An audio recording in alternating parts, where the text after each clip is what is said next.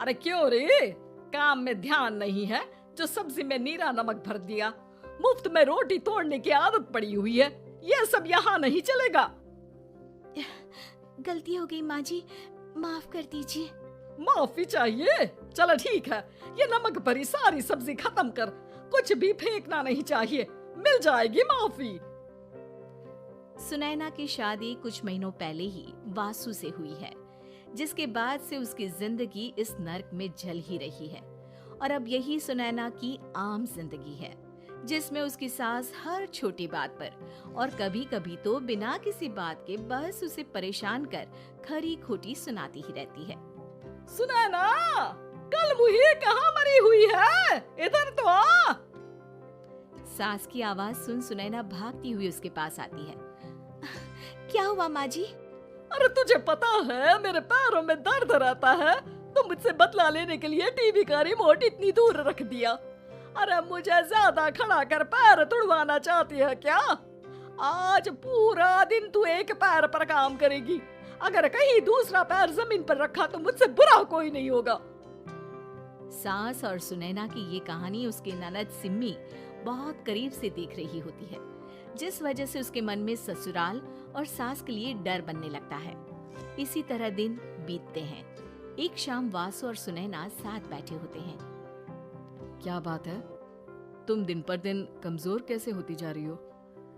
नहीं तो आपको ऐसे ही लग रहा होगा, मैं बिल्कुल ठीक हूँ।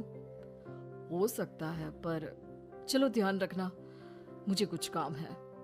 ऐसा बोल जैसे ही वासु जाता है, तभी सिम्मी वहां आ जाती है।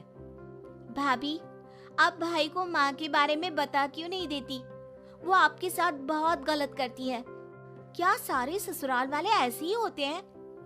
भाभी, मुझे तो शादी नहीं करनी, बहुत डर लगता है मुझे। अरे तुम बेकार ही टेंशन ले रही हो, ऐसा कुछ नहीं है। मुझे पता है तुम्हारा ससुराल बहुत अच्छा है, इसलिए खुशी खुशी ससुराल की तैयारी करो।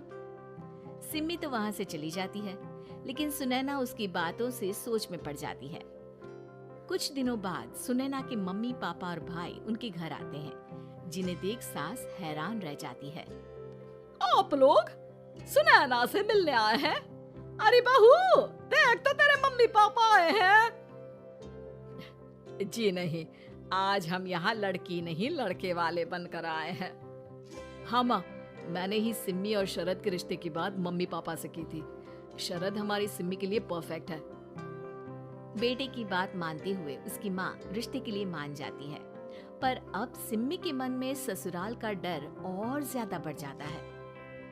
जैसे यहाँ माँ भाभी पर जुल्म करती है, ये भी पक्का अपनी बेटी का बदला लेने के लिए ही मुझसे शादी कर रहे हैं। इसी सब के बीच देखते ही देखते सिम्मी शरद की शादी हो जाती है और सास के नाम से डरी सहमी सिम्मी ससुराल पहुंच जाती है। जहां पहुंचते ही वो डरते हुए बोलती है, मम्मी जी, मैं अभी पूरे घर का काम कर दूंगी और जॉब भी छोड़ दूंगी। जैसे आप कहोगी मैं सब कुछ वैसे ही करूंगी। अरे इतना डर क्यों रही हो? और अभी घर आई हो, कोई काम करने की जरूरत नहीं। नई शादी है, कुछ दिन आराम करो, घूमो फिरो। रही बात घर या जॉब की, तो वो तुम्हारी चॉइस है, कोई तुम्हें नहीं रोकेगा। सास का ऐसा व्यवहार देख सिम्मी हैरान रह जाती है और अपनी भाभी सुनैना का ससुराल में पहला दिन सोचने लगती है। चलो हो गया कार्यक्रम खत्म, जा वासु आराम कर। बहू, तू अपने काम पर लग जा। काम से मेरा मतलब है घर का काम, क्योंकि अब से तुम इसके अलावा और कोई जॉब बॉब नहीं करोगी। हाँ। क्या हुआ, कहाँ खो गई? लगता है सपनों में ही घूमने लगी। बताती हूँ तुझे अभी। मेरी बेटी का मजाक बनाएगा? सपने में क्यों, असलियत में घुमा कर ला, जा। ससुराल की ऐसी इमेज सिम्मी ने कभी सपने में भी नहीं सोची थी। अपने आप को बहू नहीं, बेटी सुन उसे बहुत हैरानी होती है। लेकिन जैसे जैसे समय बीतता है, तो अब सिम्मी को किसी भी जगह से ज्यादा ससुराल अच्छा लगने लगता है। एक दिन सिम्मी सबसे मिलने मायके आती है, तो अपनी माँ को भाभी पर चिल्लाते हुए देखती है।